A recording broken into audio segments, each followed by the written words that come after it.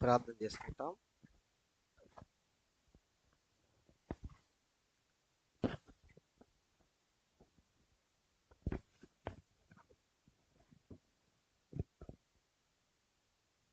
ప్రార్థన.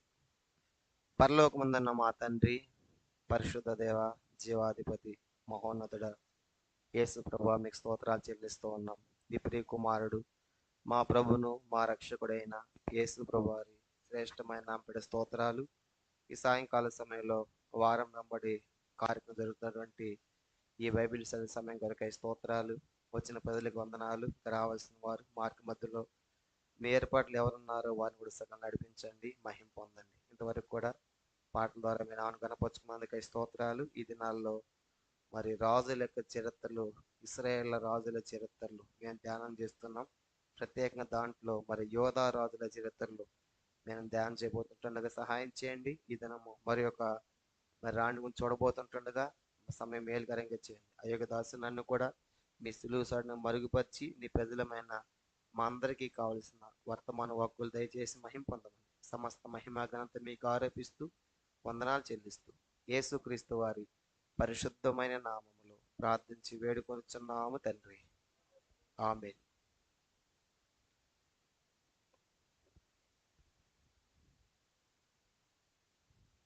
పిల్లలు, మనము రాజుల యొక్క చరిత్రలు మనం ధ్యానం చేస్తున్నాము. ఇప్పటికే దాదాపుగా మరి యోధా రాజుల్లో నుంచి 6 మంది రాజులను మనము ధ్యానం చేశాం. 6 రాజుల చరిత్రలు మరి ఎంతో స్పష్టంగా మనము అనేకమైన సంగతులు మనం వింటూ ఉన్నాం. ఇవన్నీ కూడా మరి యుగాంతమున్న మనకు బుద్ధి కలుగుతాయి. దృష్టాంతములుగా వారికి సంభవించిన సంగతులు యుగాంతమన్న మనకు బుద్ధి కలుగుటకై రాయబడును అని మనం చూస్తున్నాం. మరి ఈరోజు మనము 7వ రాజుగా, మరి వాస్తవానికి మరి రాజు కాదు, రాణి ఈమె. వాస్తవానికి ఈమెను ఎవరు ఎన్నుకోలేదు. ప్రజల చేత కానీ దేవుని చేత కానీ ఈమె ఎన్నుకొనబడలేదు. అయినప్పటికి కూడా మరి ఆమె గురించి ఎందుకు రాయబడిందంటే ఆమె ద్వారా కూడా నేర్చుకునేటువంటి పాఠాలు మనకు ఉన్నాయి. అంటే బైబిల్లో ప్రతి సంగతి కూడా ఒక పాఠాన్ని మనకు తెలియజేస్తుంది అనే సంగతి మనం జ్ఞాపకం చేసుకోవాలి. మరి మనం రాజుల చరిత్రలు చూసినప్పుడు మొదటి రాజు మనము సౌలు నుంచి ఆరంభించాము. సౌలు 40 సంవత్సరాలు పరిపాలించాడని. సౌలు తర్వాత మరి దావీదు 40 సంవత్సరాలు పరిపాలించాడు. దావీదు తర్వాత మరి సొలొమోను, ఇతను కూడా 40 years అయిపోయిన తర్వాత మరి సొలొమోన్ టైం అతని కుమారుడు రెహబాము. రెహబాం టైంలోనే రాజ్యం 2గా విడిపోయినట్లుగా మనం చూస్తున్నాం. ఈ ముగ్గురు రాజుల్ని ఏమని చూసాను చెప్పండి? ఏం రాజ్యం అన్నారు దీన్ని? ఐక్య రాజ్యం, లేకుంటే సమైక్య రాజ్యం. దాంట్లో విడిపోయిన తర్వాత మొదటి రాజు రెహబాము మనం చూసాం. ఇతను వచ్చేసి 17 సంవత్సరాలు పరిపాలించాడు. అతని కుమారుడు రెండవది అబియాము, లేకుంటే అబియా. ఇతను వచ్చేసి 3 సంవత్సరాలు పరిపాలించడం చూసాం. 3వ రాజు అబియా కుమారుడు ఆస. ఇతను వచ్చేసి 41 సంవత్సరాలు పరిపాలించడం చూసాం. 4వ రాజు యెహోషాపాతు, అతని కుమారుడు. ఇతను వచ్చేసి 25 years, 20 సంవత్సరాలు. గత 5వ రాజు అతని కుమారుడు యెహోరాము. ఇతను వచ్చేసి 8 సంవత్సరాలు పరిపాలించడం చూసాం. 6వ రాజు యెహోరాము కుమారుడు అహజ్యా, లేకుంటే మరొక పేరు యెహోయాహాజు. అతను వచ్చేసి 1 సంవత్సరం పరిపాలించడం చూసాం. ఈరోజు అతల్య, అహజ్యా తర్వాత అతల్య ఏమొచ్చేసి 6 సంవత్సరాలు పరిపాలించిందిగా మనం చూస్తాం. కాబట్టి ఈరోజు మనము అతల్య గురించి ధ్యానం చేయబోతున్నాం. ఇది యోధా రాజ్యము అని మనం జ్ఞాపకం పెట్టుకోవాలి. ఇది 2 గోత్రాలు. ఇదేమో ఇశ్రాయేలు రాజ్యం వచ్చేసి 10 గోత్రాలు అని మనం చూస్తున్నాం. కాబట్టి గత వారం మనము అహజ్యా గురించి మనం చూసాం. ఒక 5 నిమిషాలు అహజ్యా గురించి రిమైండ్ చేసి మనం ముందుకు వెళ్ళిపోతాం. అహజ్యా మరి పరిపాలన మనం చూసినప్పుడు యెహోరాము కుమారుల్లో ఒక్కడే యెహోయాహాజ్ అంటే అహజ్యా తప్పించబడ్డాడు. దేనికోసం అని చెప్పాము? నెక్స్ట్ అతడు రాజు అవ్వాలని దేవుడు అతన్ని తప్పించాడు. అలా తప్పించిన తర్వాత అతను రాజుగా ప్రకటించారు. రాజుగా ప్రకటించిన తర్వాత అతని పరిపాలన విధానం, అతని తల్లి, చెప్పండి తల్లి ఎవరు? అతల్య. అహజ్యా తల్లి ఎవరు? అతల్య. ఎలా పెంచిందంటే అతన్ని దుర్మార్గంగా పెంచింది. కాబట్టి దుర్మార్గంగా పెంచబడి తర్వాత తన తల్లి యొక్క మరి సంతతి వారు అంటే ఇశ్రాయేలు వారు నడిచిన మార్గాల్లో నడిచి చెడిపోయినట్లుగా తన తండ్రి మరణమైన తర్వాత వారి మార్గాలు అనుసరించి నాశనాన్ని తెచ్చుకున్నట్లుగా అహజ్యా గురించి మనం చూసాం. అంత మాత్రమే కాదు, ఈ అహజ్యా అక్కడ అహజ్యా టైంలో అక్కడ రాజు ఎవరున్నారని చూసాము. అహజ్యా టైంలో ఇక్కడ ఇశ్రాయేల్ దేశంలో రాజు ఎవరు ఈ టైంలో? యెహోరాము. చెప్పండి ఎవరంటేనా? యెహోరాము అని చూసాం. యెహోరాము ఎవరు? ఆహాబు యెజెబెల్ కుమారుడని చూసాం. ఇతను ఇక్కడ రాజుగా ఉన్నప్పుడు ఇశ్రాయేల్ దేశానికి యెహోరాము రాజుగా ఉన్నాడు. కాబట్టి ఇతను ఏం చేశాడంటే యెహోరాముతో ఏం పెట్టుకోవడం చూసాం మనము? స్నేహ సంబంధాలు పెట్టుకున్నాడు, స్నేహం కలిగి ఉన్నాడు. కాబట్టి దుర్మార్గంగా పెంచబడ్డాడు.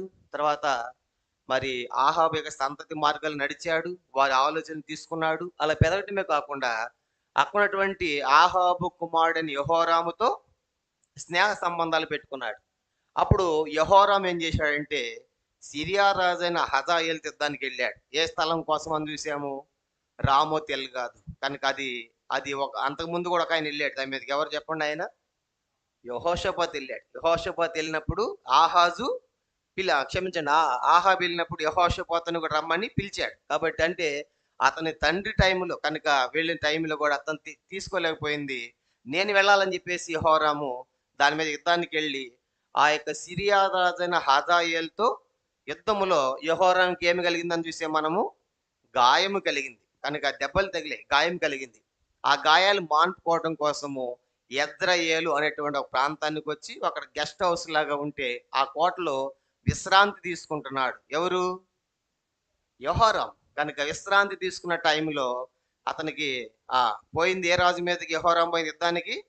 సిరియా రాజు. ఆయన పేరేంటి? హజాయేలు. కనుక ఏ స్థలం కోసము? రామోత్ గిల్గాదు కోసం. ఆ యెహోరాము అతని మీదకి యుద్ధానికి వెళ్ళినప్పుడు యెహోరాము గాయం తగిలింది. గాయం తగిలి యెజ్రెయేలు అనేటువంటి ఆ ప్రాంతంలో విశ్రాంతి తీసుకున్న టైంలో అయ్యో పాపం గాయం తగిలింది అని చెప్పేసి పరామర్శించాలని దర్శించాలని వెళ్ళాడు. ఎవరు? అహజ్యా. కాబట్టి ఈయన వెళ్ళే టయానికి అక్కడ యెహోరాము రాజుగా ఉన్నాడు. గాయం తగిలి విశ్రాంతిలో ఉన్నాడు. కనుక గాయం బాగు చేసుకుంటున్నాడు. ఆ టైంలో దేవుడు ఏం చేశాడంటే అక్కడ యెహూ అనేటువంటి ఒక వ్యక్తిని లేపాడు. ఎవరంటే ఆయన? యెహూ. యెహూ ఇతన్ని అభిషేకించి ప్రవక్త ద్వారా నువ్వు పోయి ఎవరిని చంపాలి? యెహోరామును చంపాలి. ఇశ్రాయేల్‌కి ఇప్పుడు నువ్వు రాజుగా ఉండాలని చెప్పేసి అభిషేకించాడు. అభిషేకించి యెహూని అక్కడ ప్రవక్త పంపిస్తున్నప్పుడు యెహూను అభిషేకించారు ఇశ్రాయేల్ అందరూ కూడా. కనుక ఆ ప్రవక్త ద్వారా రాజుగా ప్రకటన చేసుకోవడం కోసము మరి ఈయన రాజు అవ్వాలంటే ఇక్కడ ఎవరు లేకుండా ఉండాలి? యెహోరాము లేకుండా. కానీ ఇప్పుడు ఇతను ఎవరి మీదకి వెళ్తున్నాడు? యెహోరాము మీదకి వెళ్తున్నాడు. యెజ్రెయేలు విశ్రాంతి తీసుకున్నటువంటి ఆ భవనాన్ని కనుక ఆ కోట దగ్గరికి వెళ్తా ఉండగానే యెహోరాము విశ్రాంతి తీసుకుంటున్న సమయంలో కావలివాడు పైన ఎక్కాడు. పైనెక్కి మంచి ఉద్రేకంగా కోపంగా స్పీడ్గా రథం వస్తా ఉంటే యెహోరాము అన్నాడు, ఎవరో చూసిరాపో సమాధానంగా వస్తున్నాడు అడిగిరాపో అని చెప్పేసి లోపల యెహోరాము కావలివాడిని పంపించాడు మొదటివాడు. అప్పుడు మొదటి కావలివాడు వెళ్ళి ఎదురుపడ్డాడు. ఎవరికి? యెహూకి. అయ్యా సమాధానంగా వస్తున్నావా అని అంటే ఎక్కడ సమాధానం? నా వెనకాల నడువు అన్నాడు.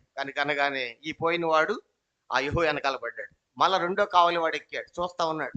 కనుక మళ్ళీ యెహోరాము నువ్వు కూడా పోయి అడిగిరాపో అన్నాడు. ఈ రెండో వాడు కూడా పోయి ఎదురుపోయి యెహూకి సమాధానం వస్తున్నావంటే ఎక్కడ సమాధానం? వెనకాల నడువు అన్నాడు. అనగానే రెండో వాడు కూడా వెనక్కి వెళ్ళిపోయాడు. అప్పుడు అర్థమైపోయింది యెహోరాముకి. అన్నాడు మూడో కావలివాడు, ఆ తోలుతుంది యెహూ లాగానే ఉన్నాడు, కనుక చాలా ఉద్రేకంగా వస్తున్నాడు రాజు అని చెప్పేసి లోపల ఉన్నటువంటి యెహోరాముకు చెప్పగానే ఇదే టైంలో చూడటానికి వచ్చాడు. ఎవరు? అహజ్యా, అతని కుమారులు, సహోదరులు, అధిపతులు అందరూ కూడా ఇతనితో ఉన్నారు.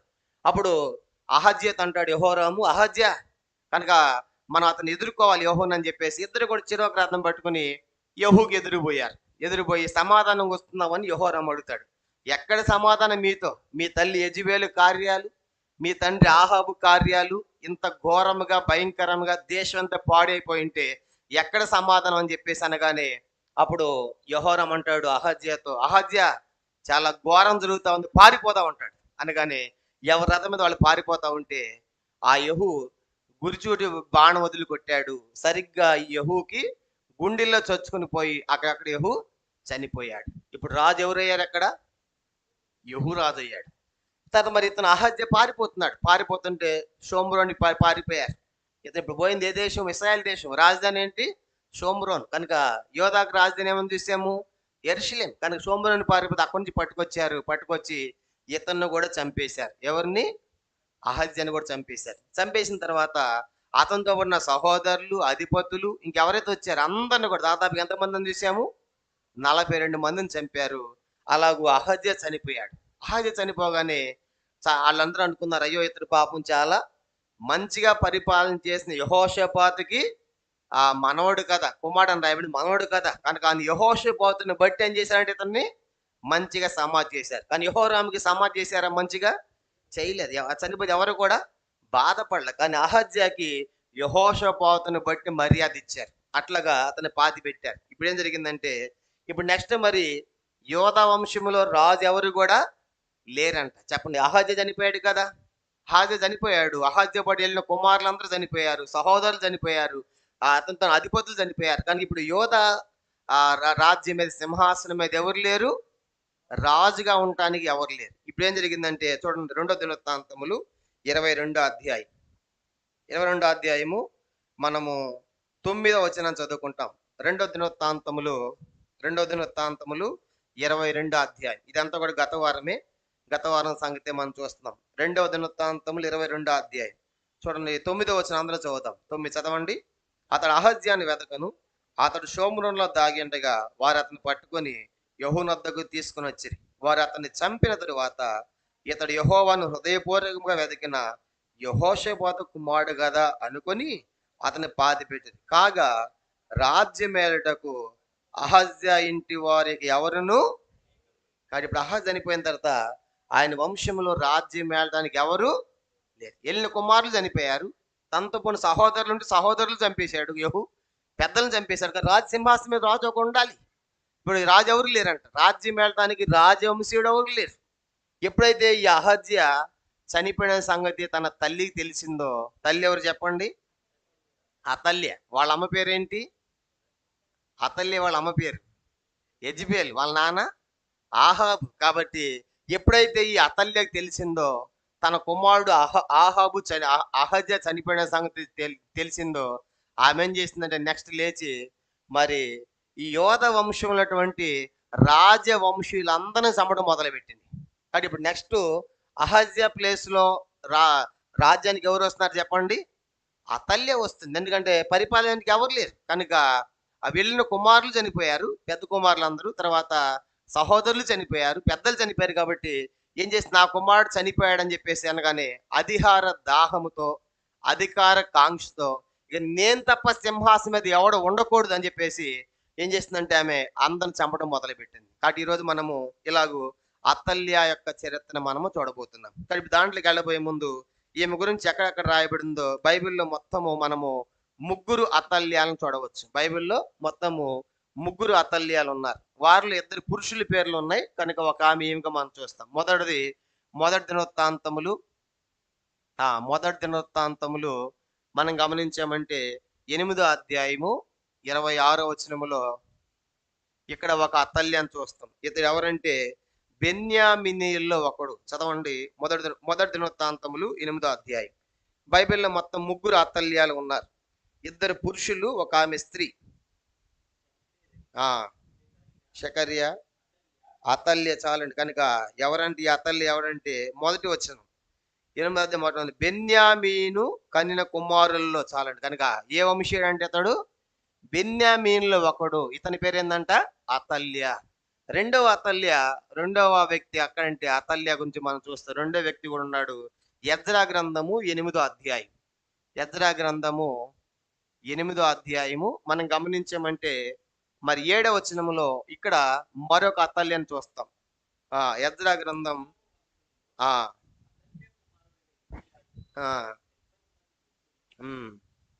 గమనించామంటే ఈ ఈ అతల్య ఎవరంటే ఎజ్రాతో పాటు యెరూషలేముకు వచ్చినటువంటి వారిలో ఒకడు. కనుక యెరూషలేం తిరిగి వస్తున్నటువంటి వారిలో ఒక అతను ఉన్నాడు. ఇతని పేరు కూడా ఏందంట అతల్య. కాబట్టి వీళ్ళిద్దరు పురుషులుగా చూస్తాం. వీళ్ళిద్దరి పేర్లేంటి? పురుషులు. ఇప్పుడు మూడో అతల్య ఎవరు చెప్పండి? ఇప్పుడు మనం చూడబోయే మూడో అతల్య ఎవరు? అహజ్యా యొక్క తల్లి, యెహోరాము యొక్క భార్య, ఆహాబు యొక్క కుమార్తె అని గుర్తుపెట్టుకోండి. కనుక ఆమె మూడో అతల్య. కాబట్టి అతల్య అంటే అర్థం ఏంటంటే యెహోవా గొప్పవాడు అని అర్థం. చెప్పండి అందరూ, అతల్య అంటే అర్థం ఏంటి? యెహోవా గొప్పవాడు అని. ఎంత మంచి అర్థం కదా అతల్య అంటే.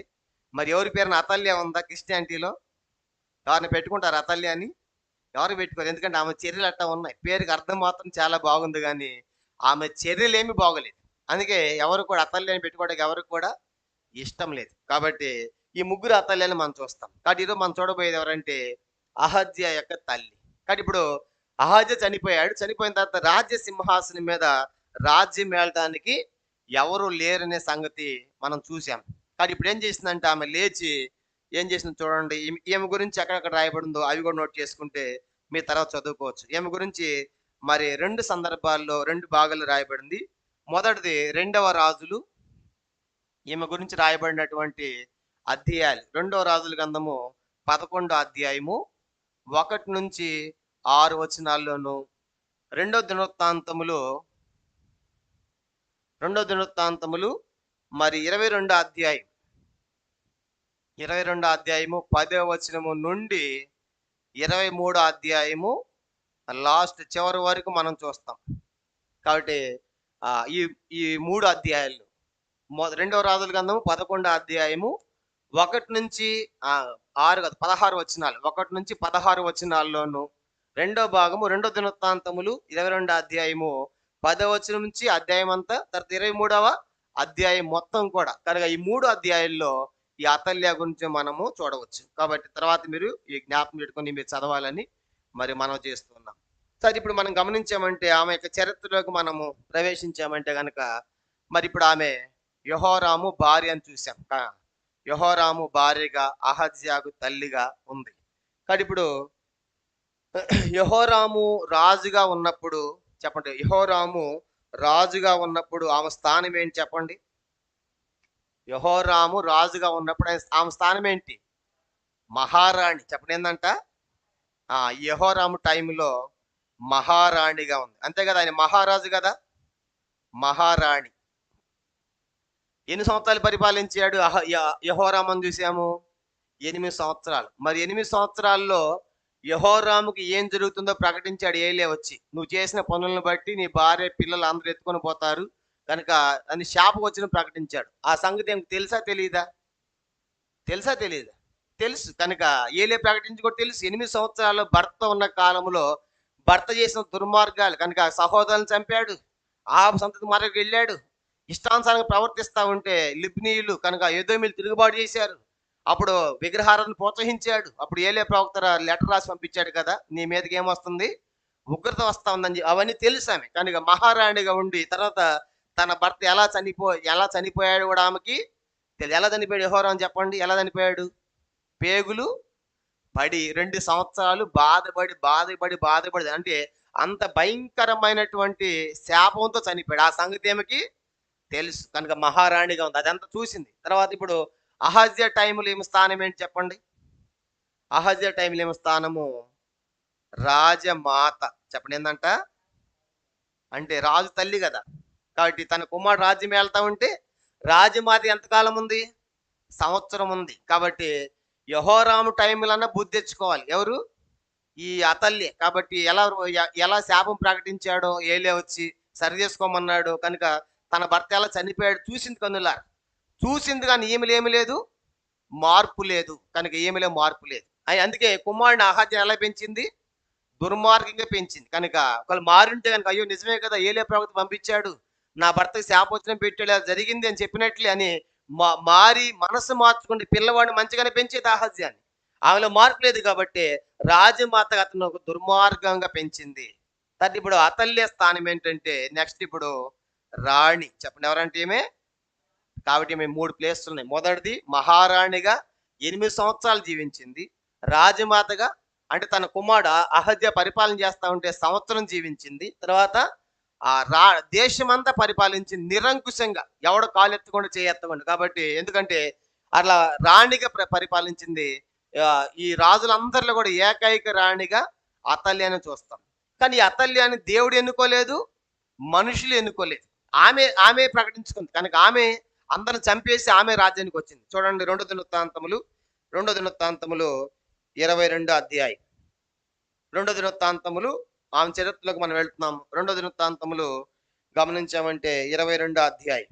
చూడండి 9వ వచనం మనం చదివాం చివరి భాగము. కాగా రాజ్యం ఏలుటకు అహజ్యా ఇంటి వారికి ఎవరును లేకపోయేరి. 10వ వచనం చూడండి. అహజ్యా తల్లి అయిన అతల్య తన కుమారుడు చనిపోయినని వినినప్పుడు ఆమె లేచి యోధావారి సంబంధులకు రాజవంశస్థులనందరినీ హతము చేసెను. కానీ ఎప్పుడైతే తన కుమారుడు అహజ్య చనిపోయాడు అనే సంగతి తెలిసిందో వెంటనే ఏం చేసిందంటే ఆమె లేచింది. కనుక నా కుమారుడు అహజ్య చనిపోయాడని తెలియగానే ఆమె లేచి ఎవరిని చంపిందని చెప్పండి. ఎవరిని చంపింది? యోధావారి సంబంధులకు రాజవంశస్థులందరినీ.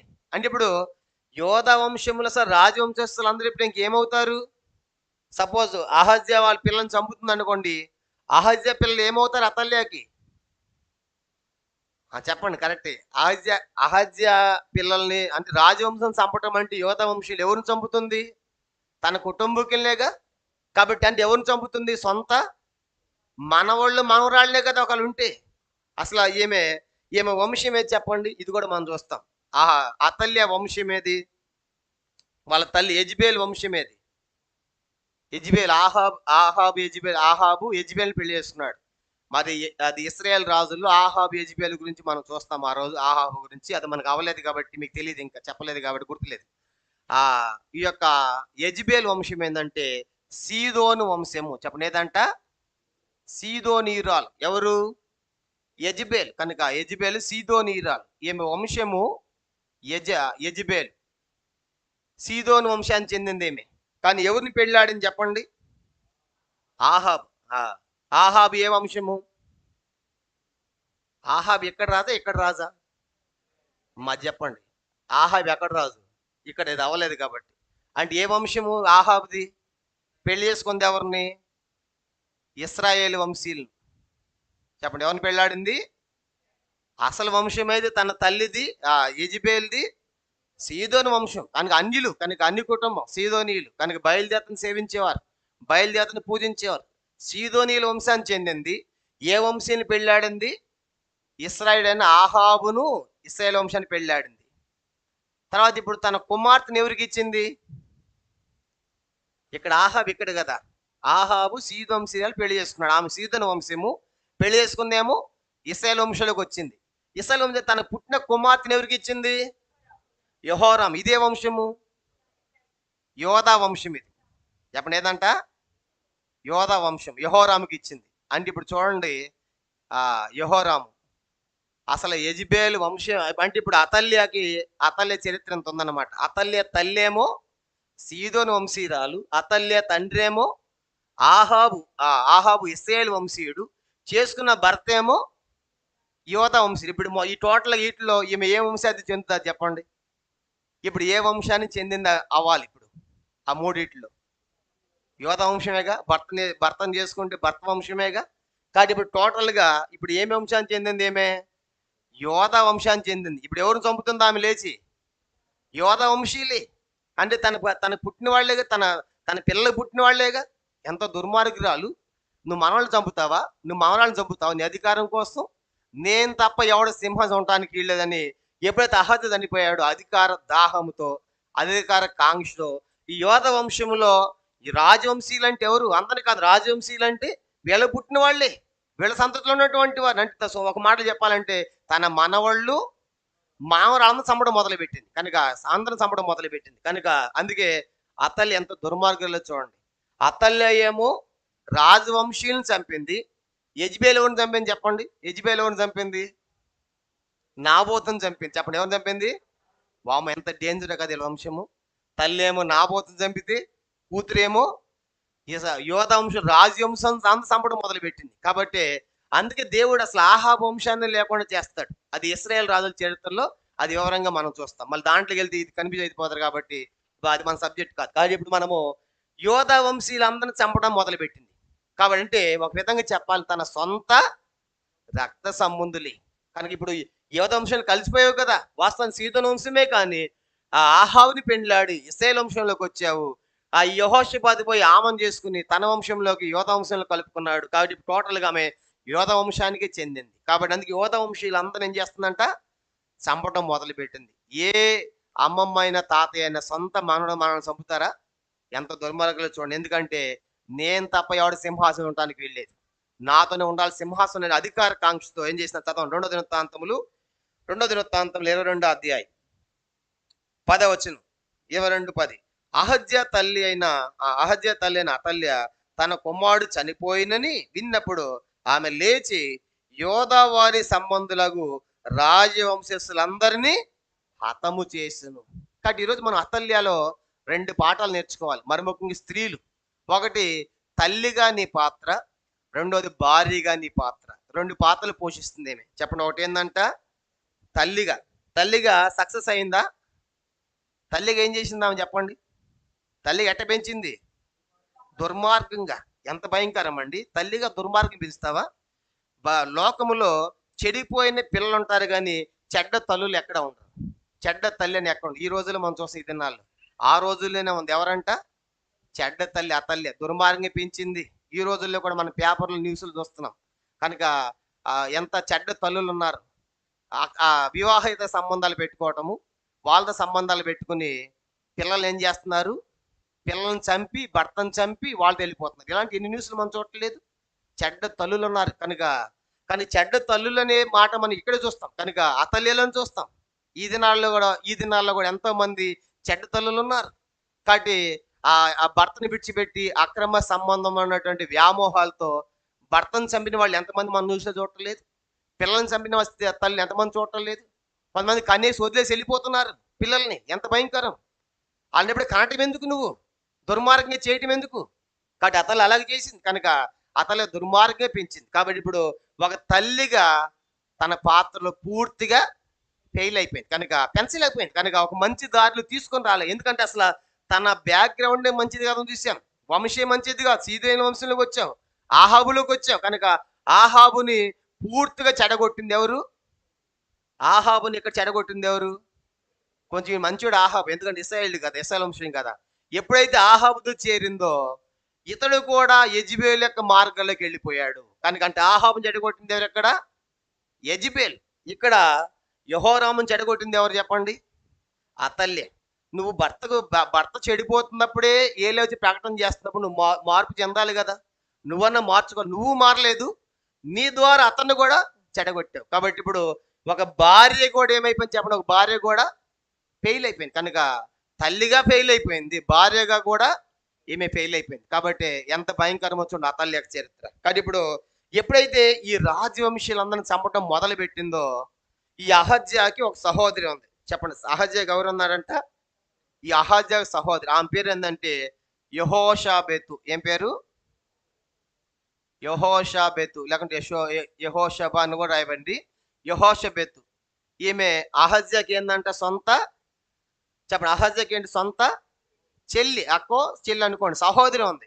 ఈమె ఏం చేసిందంటే, ఈ అహజ్యాకి 1 సంవత్సరం పిల్లవాడు, అంటే చిన్న పిల్లవాడు, 1 సంవత్సరం బాబు ఉన్నాడు. అతను ఏం చేసిందంటే దాచిపెట్టింది. ఏం చేసిందంట? అతని పేరు ఏంటంటే యోవాషు. చెప్పండి, ఏందంట? యోవాషు.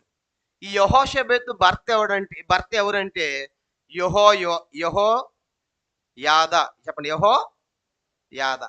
ఇప్పుడు అందరూ చూడాలి. ఇప్పుడు ఈ యెహోషబెతు అహజ్యాకి ఎవరు? చెల్లు, అక్క అనుకోండి, సహోదరి. అంటే అతల్యకి ఏమైద్ది?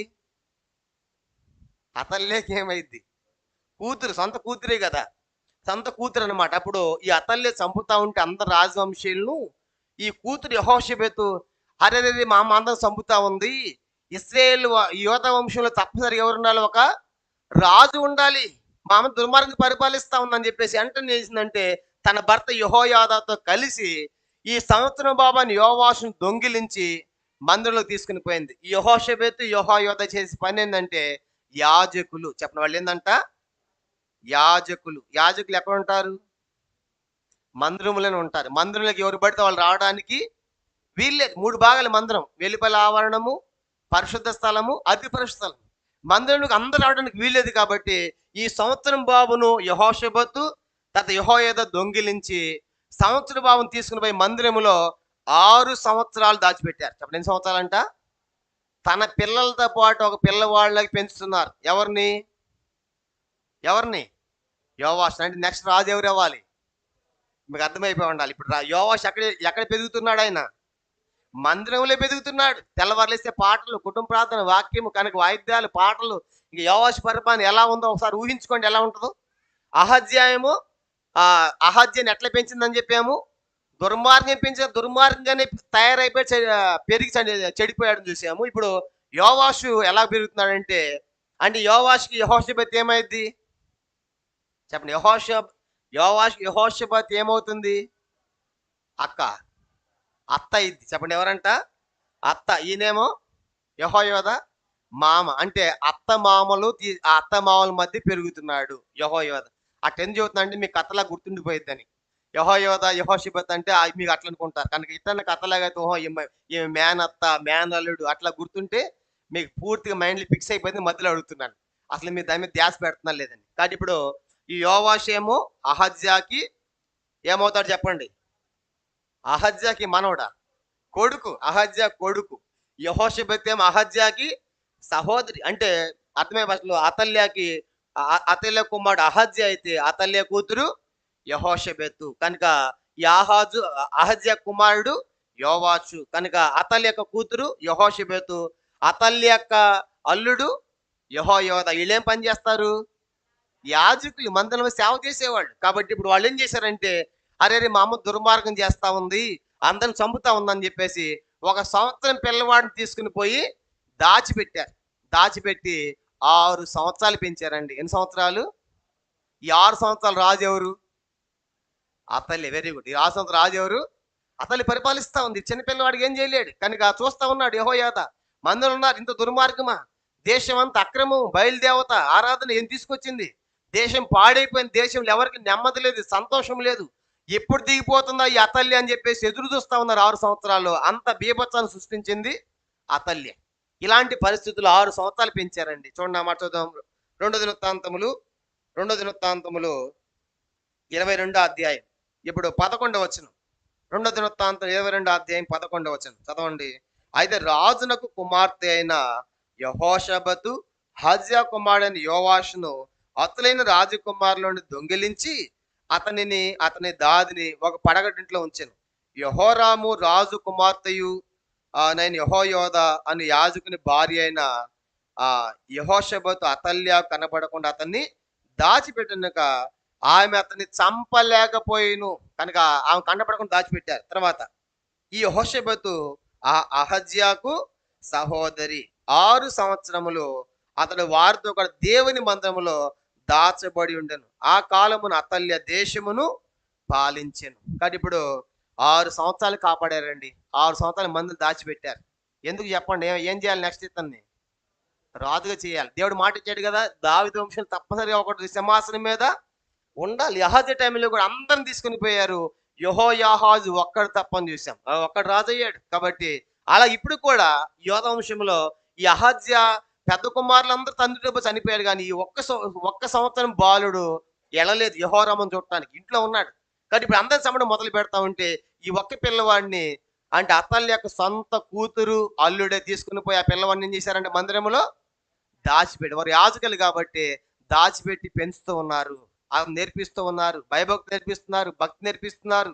నెక్స్ట్ రాజు నువ్వు అవ్వాలి, నువ్వు రాజకుమారుడివి అని చిన్న వయసు అని నేర్పించుకొని వచ్చారు. ఇప్పుడు 6 సంవత్సరాలు కష్టం మీదే పెంచారండి. 6 సంవత్సరాలు మరి తెలియకుండా ఉంటుందా పెద్ద అయ్యకొంది? ఇట్లా బైబిల్లో కూడా మనం చూస్తాం. మరి యేసు ప్రభు వారు పుట్టిన టైంలో కూడా ఏం చేసాడు చెప్పండి? అందరిని ఏం చేశాడు?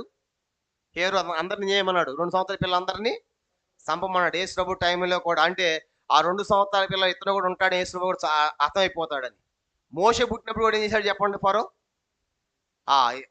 ఆడదాన్ని అయితేనేమో బ్రతకనండి, మగవాడిని ఏం చేయండి? అంటే వాళ్ళ మోసే కూడా ఉండేవాడు కాదు. కానీ ఇప్పుడు అలాగే ఇప్పుడు ఇతను ఏమి చేసింది, అందరిని చంపడం మొదలుపెట్టింది. కాబట్టి ఎవడు లేకుండా, కానీ ఏమో తెలియకుండా అంటే సొంత కుటుంబంలో తన కూతుర్ని దేవుడు వాడుకున్నాడు. చెప్పండి, ఎవరంటే మీకు అతల్యాకి ఎవరు? యెహోషాపాతు కూతురే కదా. అతల్యా కూతురే కదా, అహజ్యాకు సహోదరి. ఈ అతల్య కుమారుడు అహజ్యా సహోదరి యెహోషాపాతు. ఇతని కుమారుడిని కాపాడడం కోసము తల్లి ఏం చేసిందంట? ధైర్యం చేసింది. క్షమించండి, కూతురే తన తల్లికి వ్యతిరేకంగా ఇలాంటి దుర్మార్గం చేస్తావా, ఎంత పరిపాలిస్తాను? కూతురు తల్లి తెలియకుండా తన భర్త యెహోయాదాతో కలిసి సంవత్సరం దాచిపెట్టారు. అంటే ఈ రాత్రి అతల్య ఒక తల్లి స్థానంలో ఫెయిల్ అయిపోయింది, భార్య స్థానంలో కూడా పూర్తిగా ఫెయిల్ అయిపోయింది. నిజంగా బైబిల్లో కొంతమంది తల్లులు ఉన్నారు, తల్లి ఎంత మంచిగా పెంచారంటే, మోషే తల్లిదండ్రులు ఎవరు చెప్పండి? అమ్రాము ఎంత మంచిగా పెంచారండి. ముగ్గురు పిల్లలు, ముగ్గురు ఏమయ్యారు? ప్రవక్తలు. ఎవరెవరు చెప్పండి? మోషే, అహరోను, ముగ్గురు ఎవరు? ముగ్గురు ప్రవక్తలే. ఎంత మంచి తల్లిదండ్రులు! అమ్మ యొక్క ముగ్గురిని ప్రవక్తలు చేశారు. కొత్త నిబంధనలో మనం చూస్తాం, ఫిలిప్ యొక్క నలుగురు కుమార్తెలు ఎవరంటే వాళ్ళు ఏం చేసేవాళ్ళు అంట? అందరూ ప్రవచించేవారు, అందరూ ప్రకటించేవారే. ఎంత మంచి తల్లిదండ్రులు అండి వాళ్ళు. మరి ఇస్సాకుని పెంచింది శారా, ఎంత భక్తికి పెంచింది ఇస్సాకుని. ఇలా బైబిల్లో అన్న పెంచింది తన కుమారుడిని, కానీ ఒక న్యాయాధిపతిగా, ఒక యాజకునిగా, ఒక ప్రవక్తగా, ఒక రాజుగా ఎన్ని స్థానాలు కానీ కల్పించింది. అంటే బైబిల్లో మనం చూసినప్పుడు ఒక మంచి తల్లులు ఎలా పిల్లల్ని పెంచారో మనం చూస్తాము. అలాగే బైబిల్ చెడ్డ తల్లులు కూడా ఉన్నారు. కనుక హేరోద్యని ఎలా పెంచిందని తన తల్లి నాట్యం నేర్పించింది. కనుక మంచిగా డ్యాన్స్ నేర్పించి బాగా ఆ విందులో కూర్చోబెట్టి నువ్వేం అడగాలి, ఆ నాట్యం సంతోషమైన తర్వాత నాట్యంలో కనుక తల్లి దగ్గరికి వెళ్ళింది. రాజు ఏం కావాలని అడుగుతున్నాడు అమ్మంటే ఏం అడగమని చెప్పండి? బాప్తిమిచ్చి యోహానే తల్ల. అంటే తల్లి దుర్మార్గురాలు కాబట్టి నాట్యంలో పెంచింది. తల్లి పిల్ల కుమార్తెను కూడా నాట్యమాడి చేసి ఒక హత్య చేసినట్టుగా చేసింది. అంటే ఈ రాత్రి ఒక తల్లిగా మన స్థానం ఏంటి? ఈ రాత్రి మరుముకి సహోదరులకే కనుక ఓ తల్లిగా నీ స్థానం ఎలా ఉంది? ఆ తల్లి ఎలా ఉండకూడదు, మన పిల్లల్ని దుర్మార్గంలో నేర్పకూడదు, పెంచకూడదు. కాబట్టి హేరోదిలాగా చేయకూడదు. కాబట్టి ఈ రాత్రి అమ్రాము యొక్క బెదలు వలె, ఫిలిప్ కుమార్తెల వలె, హన్నా వలె, శారా వలె కనుక ఎట్లా పెంచారు వాళ్ళ పిల్లల్ని, కాబట్టి అలాగ మనం పెంచాలి. కాబట్టి ఇప్పుడు ఏం చేసిందంటే అందం చమడం మొదలు పెడితే దాచిపెట్టారు. 6 సంవత్సరాలు అయింది. 6 సంవత్సరాల తర్వాత కొంచెము ధైర్యం వచ్చింది. ఎవరికి? యెహోయాదాకి. చెప్పండి, ఎవరంట?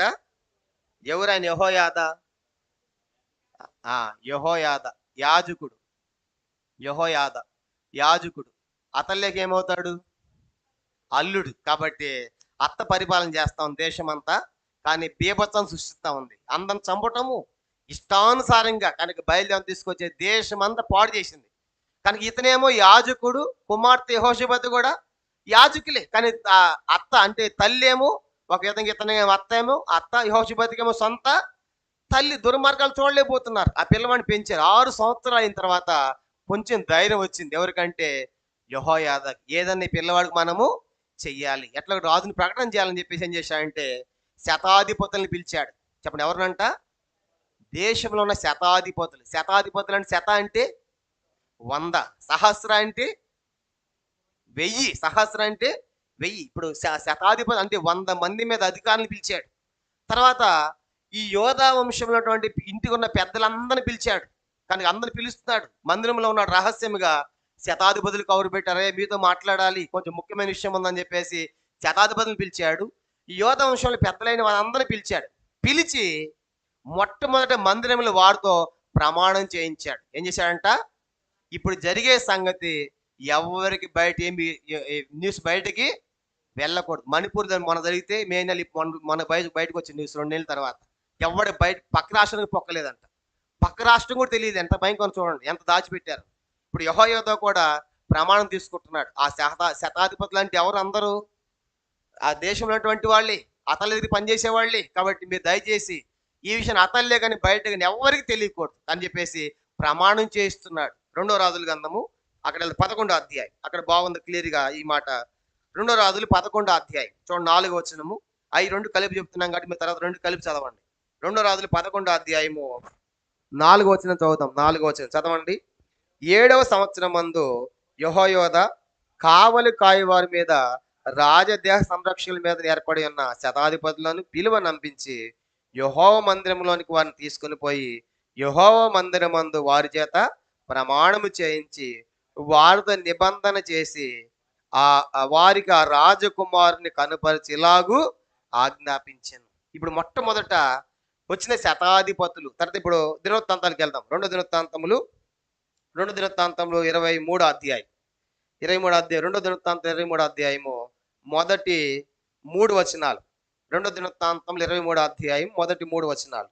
అంతటి 7వ సంవత్సరం ముందు యెహోయాదా అంటే అల్లుడు ధైర్యం తెచ్చుకొని శతాధిపతులతోనూ యెరోహాము కుమారుడైన అజర్యాతోనూ యెహోనాహాను కుమారుడైన ఇష్మాయేలుతోనూ ఓబేదు కుమారుడైన అజర్యాతోనూ అదయ కుమారుడైన మహేషతోనూ జిక్రీ కుమారుడైన ఎలీషాతో నిబంధన చేయగా వారు యోధా దేశం అంతటా సంచరించి యోధా వారి పట్టణములన్నిటిలో లేవీలను ఇశ్రాయేలు పితరుల ఇండ్ల పెద్దలందరినీ సమకూర్చి యెరూషలేమునకు తోడుకొని వచ్చిరి. జనులందరూ సమాజముగా కూడి దేవుని మందిరములో రాజుతో నిబంధన చేసుకున్నప్పుడు అతడు వారితో ఇట్లనెను. ఆ మాట చాలా ప్రాముఖ్యమైనది. అందరు చదవండి ఆ భాగం. యెహోవా దావీదు కుమారులను గూర్చి సెలవిచ్చిన సెలవు చొప్పున రాజకుమారుడు రాజ్యమేళవలెను. చాలు, ఇప్పుడు అందరిని కూర్చోబెట్టి అంటున్నాడు.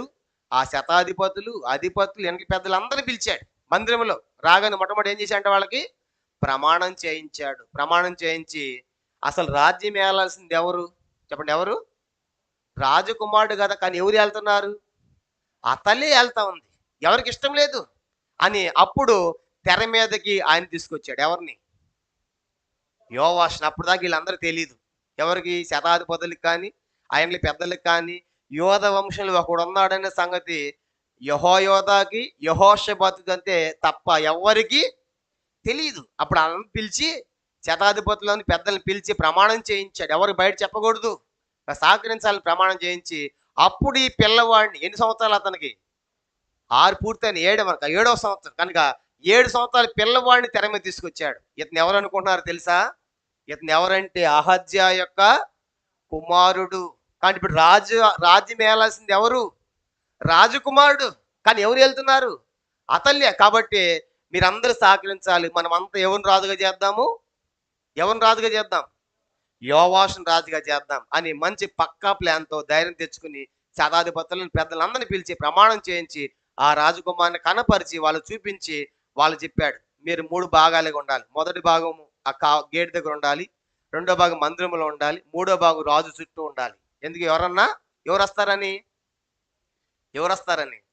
అతల్లే వస్తుందని. కాబట్టి ఆ పక్కా ప్లాన్గా మొత్తం కట్టుబడి పెట్టేశాడు. ఇదంతా మీరు పటిష్టంగా ఉండాలి. ఈ ఒక్కడి పోతే నెక్స్ట్ సింహాసనం మీద ఎవరు ఉండరు. కాబట్టి మనం కాపాడుకోవాలని చెప్పేసి వాళ్ళందరితో కూడా ఆ ప్రమాణం చేశారు. వాళ్ళు కూడా నిబంధన చేశారు, మీతో సహకరిస్తాం. ఎందుకంటే వాళ్ళు కూడా విసిగిపోయినారు. ఆ పరిపాలన భరించలేకపోయారు ప్రజలందరూ కూడా. ఎప్పుడు దిగిపోతుంది యథాలి అన్నట్టుగా విసిగిపోయినారు ప్రజలు. అప్పుడు వాళ్ళకి ఏం చెప్పాడు చూడండి, 23 అధ్యాయము. ఇప్పుడు 4వ వచనం నుండి మనము కింద వచనాలు చదువుతాం. 4వ వచనం నుండి 2వ దినవృత్తాంతాలు 23 అధ్యాయం 4వ వచనం.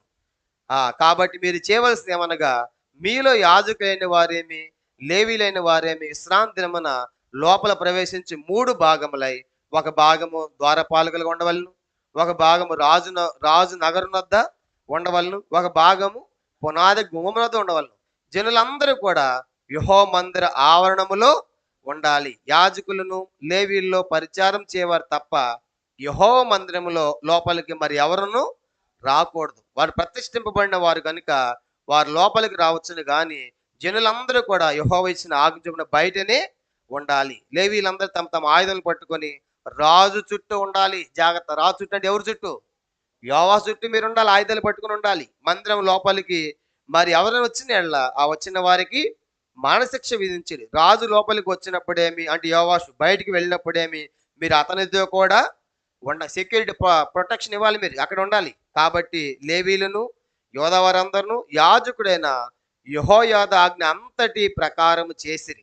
యాజకుడైన యెహోయాద వంతుల వారికి సెలవు లేదు కనుక ప్రతి వాడు విశ్రాంతి దినమున బయటికి వెళ్ళవలసిన తన వారిని ఆ దినమున లోపలికి తన వారిని తీసుకుని వచ్చాను.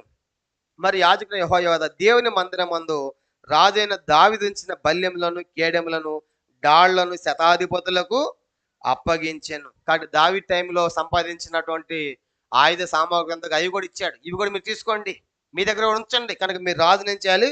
ప్రొటెక్ట్ చేయాలి. 10వ వచనం, అతడు ఆయుధం చేత పట్టుకుని జనులందరి నీ మందిరపు కుడి వైపున ఎడమ వైపున బలిపీఠం పక్కను మందిరం పక్కన రాజును ఉంచెను. ఇంత కడుదిట్టమైన ఏర్పాట్లు చేశాడండి. ఎవరు ఇదంతా చేస్తుంది? ఎవరు చెప్పండి? యెహోయాదా.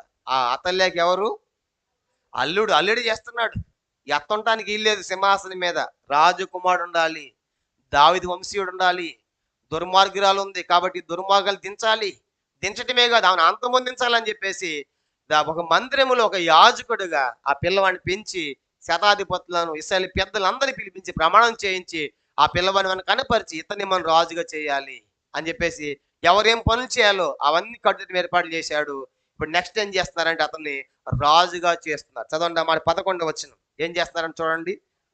అప్పుడు వారు రాజకుమారుని బయటకు తోడుకొని వచ్చి, అంటే ఈ ఏర్పాట్లు అయిపోయిన తర్వాత ఈ ప్రొటెక్షన్ అంతా అయిపోయి చెప్పాం కదా, ఎవరు ఎక్కడ ఉండాలి, ఎట్లా చేయాలో, ఎవరి కత్తులు డాళ్ళు ఉండాలో అవన్నీ ప్రొటెక్షన్ పెట్టిన తర్వాత బయట తీసుకొస్తారు. అప్పుడు వారు రాజకుమారుని బయట తోడుకొని వచ్చి అతని మీద కిరీటం ఉంచి ధర్మశాస్త్ర గ్రంథమందును అతని చేతికిచ్చి అతని పట్టాభిషేకము చేసిరి. యెహోయాదాయు అతని కుమారులను అతనిని అభిషేకించి రాజు చిరంజీవిగాక అనేది.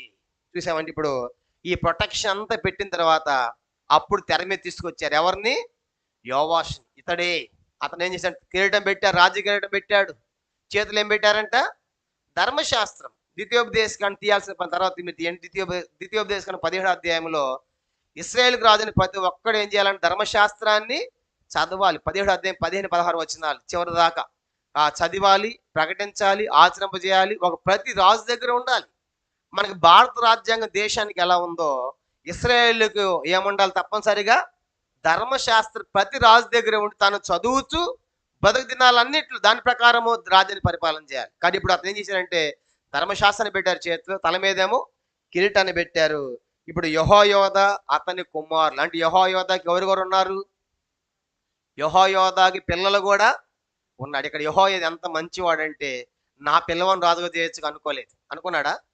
కనుక ఆడికి తల్లి లేదు, తండ్రి లేదు. కనుక ఇప్పుడు యెహోరాము చనిపోయాడు, తర్వాత అతల్లేమో చంపబోతున్నాం. కానీ ఇప్పుడు నా పిల్లని రాజుగా చేసుకునే తలంపు ఏ మాత్రం కూడా యెహోయాదాకి లేదు. ఎంత మంచివాడని చూడండి. కనుక అంటే సొంత మామే ఎన్ని పని పని పని కట్టుకొని కంకణం పూనుకొని ఆ రాజవంశీయులు ఉండాలని చెప్పేసి యోవాషుని తీసుకొస్తున్నాడు. అతని కుమారులు కూడా అక్కడే ఉన్నారు.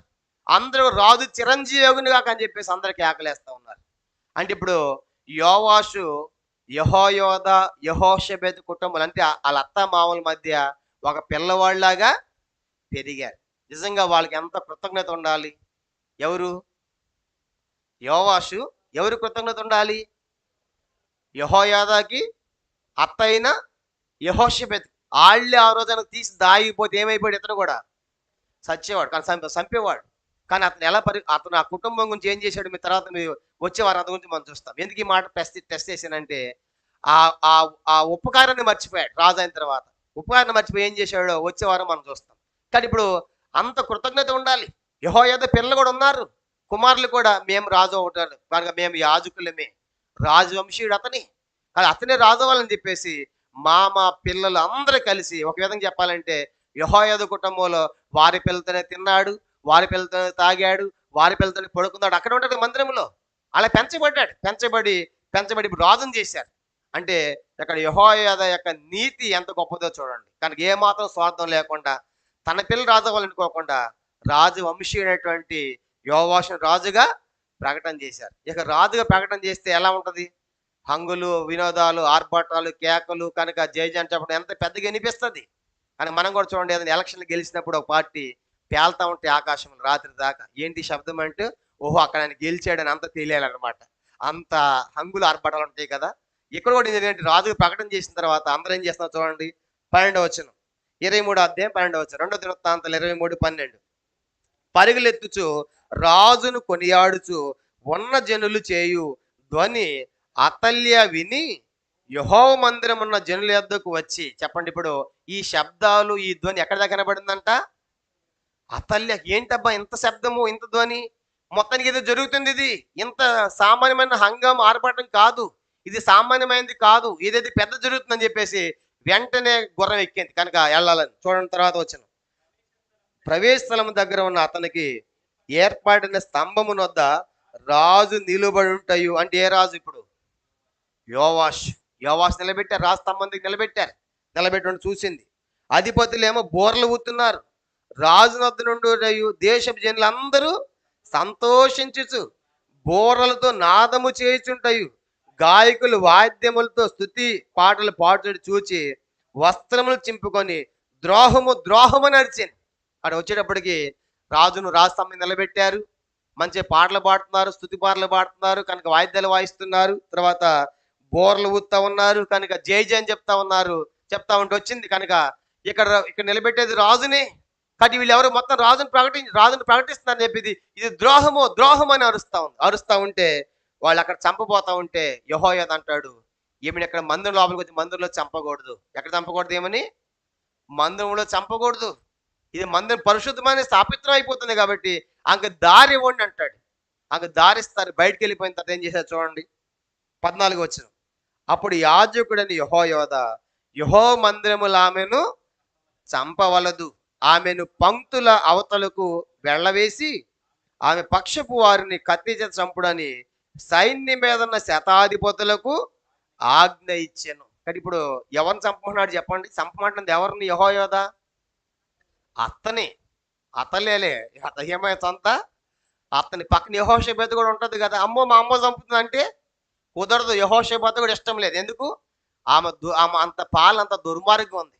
అంత దుర్మార్గంగా పెంచింది అహజ్యాన్ని, అంత దుర్మార్గంగా పాలించిన దేశాన్ని. కాబట్టి మేము యాజకులం, మేము దేవుని దగ్గర సేవ చేసేవాళ్ళం, నేను నా భర్త. కాబట్టి మేము అలాంటి దాన్ని యాక్సెప్ట్ చేయమన్నట్టుగా ఆమె కూడా తన తల్లి మరణానికి ఒక విధంగా అంగీకరించినట్లే. కాబట్టి తీసుకెళ్ళి కత్తి పడని చంపేశారంట.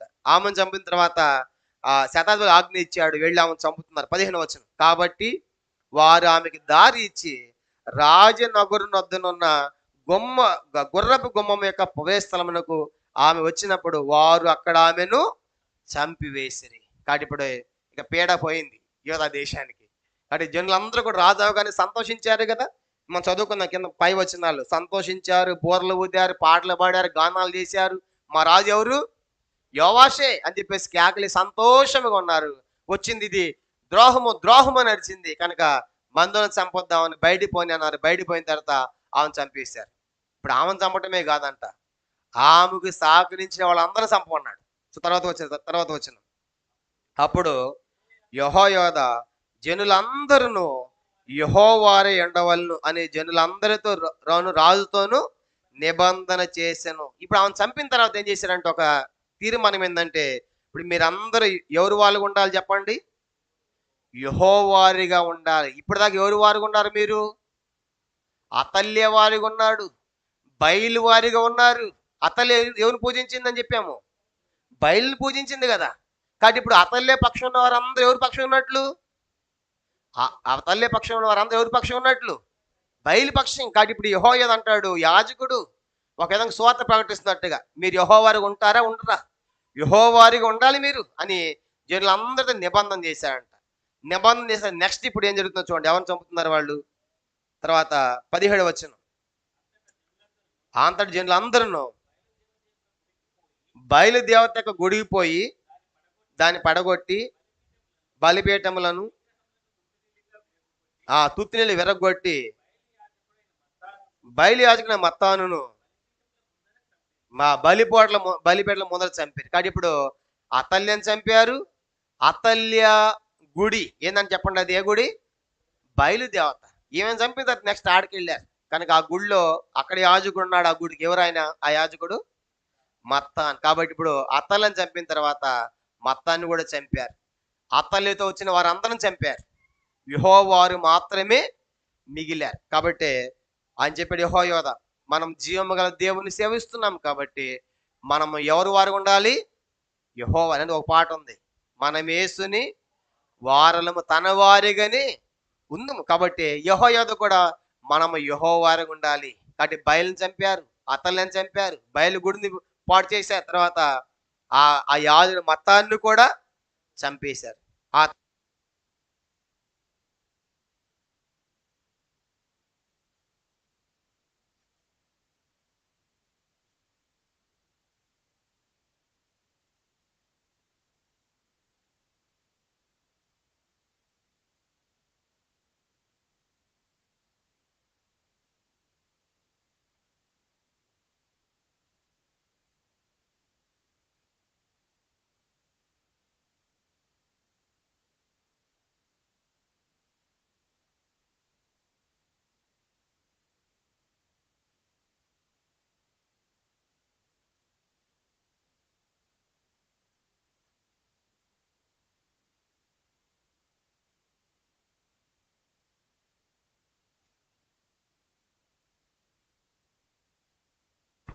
ఆ, ఉమ్, చాలండి. గమనించామంటే ఇప్పుడు ఇవన్నీ మందిరములకి ఏవి తీసుకురావాలో అవన్నీ కూడా మళ్ళీ యథావిధిగా అవన్నీ తీసుకురావడానికి ఆరంభించారు. ఆ తర్వాత మరి 20 చివరి భాగంలో ఎత్తైన ద్వారము గుండా రాజనగరు వచ్చి రాజ్య సింహాసనం మీద రాజును ఆసీనునిగా చేయగా. కానీ ఇప్పుడు అతల్య ప్లేస్ లో ఆ రాజ సింహాసనం మీద ఎవరు కూర్చోబెట్టారు చెప్పండి? ఎవరు కూర్చోబెట్టారు? యోవాషును కూర్చోబెట్టారు. ఇప్పుడు అందరికి ఎట్లా ఉందంటే చదవండి తర్వాత, దేశీయులందరూ సంతోషించారు. అంటే అప్పుడు దాకా ఏం లేదు వాళ్ళకి, సంతోషం లేదు. అతల్య ఉన్నంత కాలం ఏం లేదు. ఇప్పుడు పీడ పోయింది అనుకున్నారు కనుక సంతోషం వచ్చేసి అందరికి కొత్త ప్రభుత్వం వచ్చేసింది. కొత్త ప్రభుత్వం అంటే ఇప్పుడు యోవాషు యొక్క అధికారము. యోవాష్ అంటే రాజకుమారుడు దావీదు, దేవుడు దావీదుకు సెలవిచ్చిన రీతిగా రాజకుమారుడే రాజ్యం ఏలాలి అంటే దేవుడు ఇచ్చిన వాగ్దానాలు దేవుడు నెరవేరుస్తున్నాడు. చూశారు కామగా ఇవి మనం చూసినప్పుడు మరి ఇక్కడ అహజ్య యెహోయాహాజును ఒక్కడిని తప్పించాడు, ఇక్కడ కూడా యోవాషును ఒక్కడు తప్పించబడ్డాడు. దేవుని వాగ్దానాలు ఎన్నైనా అవునన్నట్టుగా ఉన్నాయి. దేవుడు వాగ్దానం ఇచ్చిన తర్వాత ఎన్నడూ తప్పిపోయేవాడు కాదు.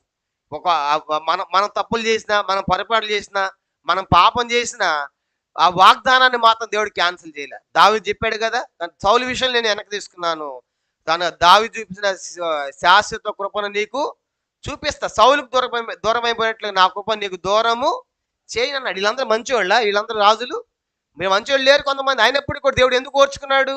దావీదుకి ఇచ్చిన వాగ్దానము మాటను బట్టి వీళ్ళు మంచిగా లేకపోయినా మిమ్మల్ని బట్టి కాదు మీరు బతికిపోయారు. ఎవరిని బట్టి? మీ తాతను ముత్తాత దావీదుని బట్టి మీరు అందరూ బతుకుతున్నారు. అతని బట్టి మిమ్మల్ని ఉంచానన్నట్టు దేవుడు వాగ్దానం నెరవేర్చాడు. ఇప్పుడు యోవాషు రాజు అయ్యాడు.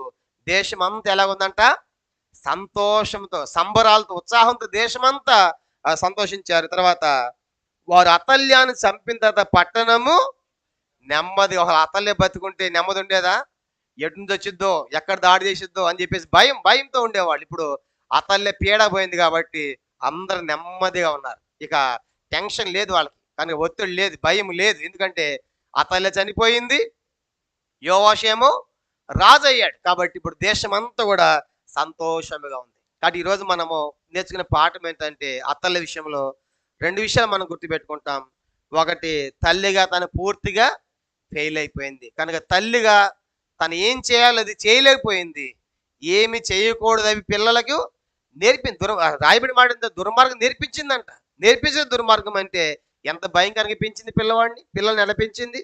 ఆ తర్వాత ఒక భార్యగా, కనీసం యెహోరాముకు భార్యగా ఉన్నప్పుడు యెహోరాము చేసిన దుర్మార్గాన్ని ఖండించాడు. ఏలే వచ్చి పత్రిక రాసి, నువ్వు జాగ్రత్త, నీ భార్య పిల్లలు అందరూ ఎత్తుకొని పోతారు శాపం ప్రకటించాడు. అది కందులారా చూసింది, తన భర్త చనిపోయి చూసింది అతల్లి. అప్పుడైనా మార్పు చెందాలి.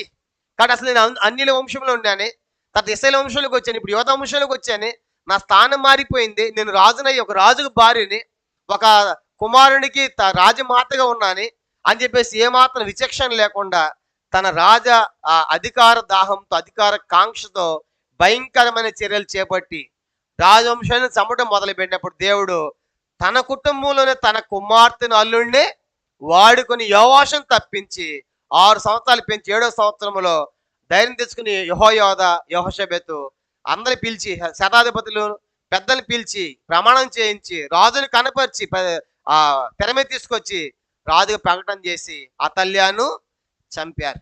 అలాగూ యోవాషు ఇప్పుడు నెక్స్ట్ రాజు అయ్యాడు. కాబట్టి ఇప్పుడు యోవాషు ఎన్నో రాజు అవుతాడు చెప్పండి? ఇప్పుడు నెక్స్ట్ అతల్య తర్వాత నెక్స్ట్ రాజు అయింది ఎవరు? యోవాషు 8వ రాజు. చెప్పండి, ఎవరంటే ఈయన యోవాషు. కాబట్టి యోవాషు ఎలా పరిపాలన చేశాడు, తర్వాత ఆయన ఒక మాట చెప్పాలంటే ఇతను పెరిగింది ఎక్కడ చెప్పండి?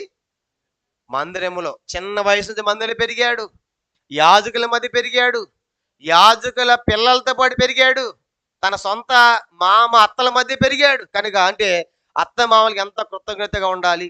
మందులు పెరిగినప్పుడు ఎంత భక్తిగా జీవించాడు ఉంది. కానీ అతని భక్తి జీవితం వచ్చే వారం మనం చూస్తాం ఎంత భక్తిగా జీవించాడు. చివరికి అతను చేసిన పనులు కూడా ఎలాంటివి కూడా మనం చూస్తాం. కాబట్టి ఈరోజు ఇంతటితో మనం అతల్లి యొక్క చరిత్ర ముగిస్తున్నాము. ఎందుకంటే మాకు ఈరోజు ఆల్రెడీ పేరు ఉంది 10 o'clock మళ్ళీ అక్కడ రాత్రంతా ఈరోజు మణిపూర్ కోసం మేము ప్రార్థన చేస్తున్నాం. రాత్రి 10 గంటల నుంచి మార్నింగ్ 5 o'clock వరకు సంఘం అంతా కూడా ఈరోజు వస్తారు.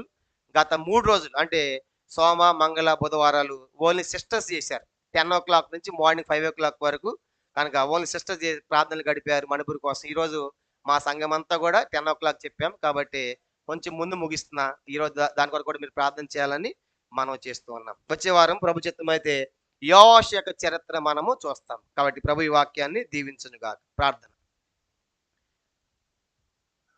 ప్రార్థన చేసుకుంటాం. అందరూ మోకరించగలిగిన వారు ఈ వాక్య వెలుగులో మన జీవితాలు మనం పరీక్ష చేసుకుంటాం. దేవుడు తన వాక్యం ద్వారా మనతో మాట్లాడి ఉంటుండగా ఈ రాత్రి అతల్య యెహోవా గొప్పవాడని అర్థం. మరి ఒక విధంగా తల్లి సీదోనీయుల వంశస్థురాలు, తండ్రి ఇశ్రాయేలు వంశం ఆహాబు, మరి తన యోధ వంశంలోకి వచ్చింది. ఎంత గొప్ప ఆధిక్యత, జీవగల దేవుని తెలుసుకునేటువంటి ఆ ధనితులోకి వచ్చింది. కానీ తన చర్యలేం మానలేదు, తన జీవితం ఏం మారలేదు. కనుక భర్త ఉన్నప్పుడైనా మారాల్సింది. తన మారకపోగా భర్తను కూడా చెరిపివేసింది. యెహోరామును కూడా చెడిపోవడానికి కారణమైంది. ఒక విధంగా అక్కడ ఆహాబు చెడిపోవడానికి యెజబెలు కారణమైతే ఇక్కడ తన భర్త యెహోరాము చెడిపోవటానికి మరి ఈ అతల్య కారణంగా చూస్తాం. భర్తను చెరిపేసింది, కుమారుడిని చెరిపేసింది, చివరి తను కూడా నష్టపోయింది. కాబట్టి ఈ రాత్రి అతల్యలాగా మనకిచ్చే పాఠము, ఒక తల్లిగా ఒక భార్యగా ఎలాంటి స్థానంలో మనం ఉన్నాం. జ్ఞానవంతురా తన ఇల్లు కట్టినని రాయబడింది. తల్లి బాధ్యత ఎంతో గొప్పది. అందుకే వారి గురించి ఒక స్త్రీ అంది, అయ్యా నిన్ను ధరించిన గర్భము, నీ కుడిసిన స్థనములు ధన్యములంటే యేసు దానికంటే వాక్యము గైకొన ధన్యులు అన్నాడు. తల్లి స్థానం ఎంత గొప్పది. అటు లోకం దేవుడు మనకు పిల్లల్ని ఇచ్చారు. మన పిల్లల్ని ఎట్లా పెంచుతూ ఉన్నాం మనం. కటు ఒక పురుషునికి భార్యగా మరి భార్య స్థానంలో మనం ఎలా ఉన్నాం. కాబట్టి రాత్రి మోషేని పెంచినట్లుగా, అమ్రాము యాకోబు తన పిల్లల్ని పెంచినట్లుగా, ఫిలిప్ తన పిల్లల నలుగురు కుమార్తెని పెంచినట్లుగా భక్తి మార్గం మన పిల్లల్ని పెంచాలి. అన్న పెంచినట్లుగా మన పిల్లలు ఆత్మీయంగా భౌతికంగా ప్రయోజనకారులు కావాలి. దుర్మార్గం మళ్ళకూడదు. కాబట్టి రాత్రి ఒక తల్లిగా వాళ్ళని తీర్మానం చేసుకుంటాం. ఒక భార్యగా మంచి సలహాలు ఇవ్వాలి. కానీ నాబోతును చంపించింది ఆ పిత్రాజితమైనటువంటి ఆ ద్రాక్ష ఆ భూమి కోసం. ఎంత భయంకరాలు యెజబెలు. అలాగే చేసింది ఏమో కూడా అతల్య కూడా. చివరికి తన కుటుంబీకుల్ని, తన వంశీయుల్ని, ఒక విధంగా చెప్పండి, తన మనవరాళ్లే కదా వంశీయులంటే. ఎంత భయంకరాలు ఇలాంటి చర్యలు చేపట్టింది. కాబట్టి దేవుడు మాట తప్పేవాడు కాదు. ఇన్ని పరిస్థితులు ఉన్నప్పటికీ కూడా దేవుడు దావీదుని వాగ్దాన విషయంలో యోవాబును రాజుగా చేయడానికి ఏమాత్రం కూడా అవకాశం లేనప్పుడు కూడా దేవుడు అతల్య కుటుంబంలోనే తన కుమార్తెను యెహోషబెతును అల్లుడు యెహోయాదాను వాడుకొని కాపాడబడి అతను రాజుగా చేశారు. కాబట్టి ఈ రాత్రి మనం ఒక మంచి తీర్మానం చేసుకుంటాం. ఇవన్నీ కథలు కాదు, నిజంగా జరిగిన యథార్థ సంఘటనలు. ఇవి కట్టు కథలు కాదు, పెట్ట కథలు కాదు. ఇవన్నీ కూడా ఇవి చరిత్రలో జరిగిన సంగతులు. కాబట్టి మనము ఇవి చూసినప్పుడు మనం కూడా బుద్ధి తెచ్చుకోవాలి, జీవాన్ని పొందాలి, బోధ కలిగించుకుని ఈ లోకంలో మనం మంచి మార్గంలో బ్రతకాలనేది దేవుని యొక్క ఆశ. ప్రార్థన. పరలోకమందున్న మా తండ్రి, పరిశుద్ధ దేవ, మీకు స్తోత్రాలు. ఈ రాత్రికాల సమయంలో మరి ఏదైనా మా తల్లి యొక్క చరిత్ర మేము చూస్తూ వచ్చాం. తన తల్లిదండ్రులు, తన వంశము, ఎలాంటి ఏ వ్యక్తి భార్య అయిందో, పిల్లల్ని ఎలా పెంచిందో, ఎలా పరిపాలన చేసిందో, ఇవన్నీ కూడా మేము చూస్తూ వచ్చాం. ప్రభు, మేము అతల్య వంటి వారు ఉండకూడదని ప్రభు నీ వాక్యాలు రాయబడింది, మేము చూస్తూ వచ్చాం. అందుకు ఒక చరణం కూడా ఉంది, అతల్యాన్ని చంపేదరని తమ దేవుని ఎరిగి వారు బలం కలిగి గొప్ప గాలి చేస్తారనే పాటలో కూడా అతల్యాన్ని చంపుతారు వాళ్ళు. తండ్రి అలాంటి వారు దేశం ఉండకూడదు. దయలు మా తండ్రి, మరి ఎంతో చక్కగా అతని కుటుంబంలోనే మీరు వాళ్ళని వాడుకొని ప్రభా యోవాషును తప్పించి రాజుగా ప్రకటన చేశారు. అందుకే మీకు స్తోత్రాలు. ఈ రాత్రి ఉన్న వాక్యాన్ని దీవించండి, ఆస్వాదించండి, భవిష్యత్ సేవకు సిద్ధపరచమని, సహాయపడమని, వచ్చిన ప్రతి ఒక్కరిని కూడా పేరు పేరు వరుసన మీరు దీవించి మీ ఆస్వాదాలతో మీ దీవెనలతో నింపమని ప్రార్థన చేస్తున్నాం. ఎవరైతే తీర్మానాలు చేసుకుంటున్నారో తల్లిగా భారీగా మాకేమైనా లోటుపాట్లను సరి చేసుకుని చక్కబరుచుకుని వెళ్ళడానికి సహాయపడమని ప్రార్థిస్తూ ఉన్నాం. మరోసారి తండ్రి ప్రత్యేకంగా మణిపూర్ కోసం ప్రార్థన చేస్తున్నాం. తండ్రి మీరు కనికరించండి అయ్యా, ఆ పరిస్థితులు మీరు చక్కబరచండి, అక్కడ నుండి ప్రజలను మీరు కాపాడమని, అగ్నిస్తంభంగా మేఘస్తంభంగా జకర 2:5 అగ్నిస్తంభంగా తండ్రి వారి చుట్టూ అగ్ని పెట్టి నీ ప్రజలను కాపాడమని, భద్రపరచమని, సహాయపడమని వందన స్తోత్రాలు చెల్లిస్తూ మీకు అప్పగించుకుంటూ యేసుక్రీస్తు వారి పరిశుద్ధమైన నామములో ప్రార్థించి స్తుతించి అతి వినమ్రగా వేడుకొనుచున్నాము తండ్రి. ఆమేన్. మన తండ్రి అయిన దేవుని ప్రేమయు కుమారుడైన యేసుక్రీస్తు వారి కృపయు పరిశుద్ధాత్మ కన్యని సహవాసము చేర్చిన మనకును తన ప్రేమించు వారికిని సకల పరిశుద్ధులకును ఇప్పుడు ఎల్లప్పుడూ సదాకాలము తోడై ఉండును గాక. ఆమేన్.